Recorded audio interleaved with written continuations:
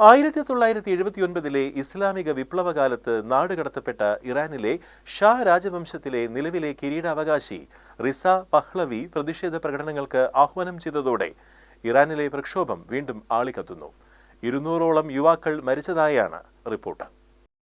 US ആസ്ഥാനമായുള്ള human rights activist news ഏജൻസിയുടെ കണക്ക് പ്രകാരം ഇറാനിൽ പ്രക്ഷോഭത്തിൽ കൊല്ലപ്പെട്ടവരുടെ എണ്ണം വെള്ളിയാഴ്ച 100 കഴിഞ്ഞു. ഏകാധിപതിക്ക് മരണം, ഇസ്ലാമിക് റിപ്പബ്ലിക് മരിക്കട്ടെ എന്നാക്രോശിച്ച് ജനങ്ങളിൽ ഒരു വിഭാഗം രാജ്യവ്യാപകമായി തെരുവിലിറങ്ങി. വ്യാഴാഴ്ച രാത്രി 8ഓടെ പ്രതിഷേധ പ്രകടനങ്ങൾ ആരംഭിച്ചതിന് പിന്നാലെ രാജ്യത്ത് ഇന്റർനെറ്റ് സേവനങ്ങളും അന്താരാഷ്ട്ര ഫോൺ വിളികളും നിരോധിച്ചു.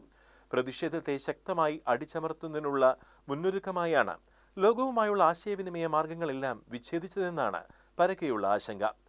പ്രതിഷേധങ്ങൾക്ക് മുൻപിൽ പിന്മാറാൻ തയ്യാറല്ലെന്ന് ഇറാനിലെ പരമാധികാരി അയത്തുള്ള അലി ഖമേനി പ്രഖ്യാപിച്ചിട്ടുണ്ട്.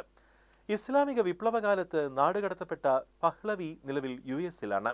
തൽക്കാലത്തേക്ക് പഹ്ലവിയുമായി ചർച്ചയ്ക്കില്ലെന്നും എന്നാൽ ഇറാനിൽ പ്രശ്നം ഗുരുതരമാണെന്നുമാണ് ഫോക്സ് ന്യൂസിൽ വ്യാഴാഴ്ച സംപ്രേഷണം ചെയ്ത അഭിമുഖത്തിൽ US പ്രസിഡന്റ് ട്രംപ് പറഞ്ഞത്. ഇറാനിലെ പരമാധികാരി അയത്തുള്ള അലി ഖമേനി രാജ്യം വിടാൻ ആഗ്രഹിക്കുന്നുണ്ടെന്നും അവകാശപ്പെട്ടു.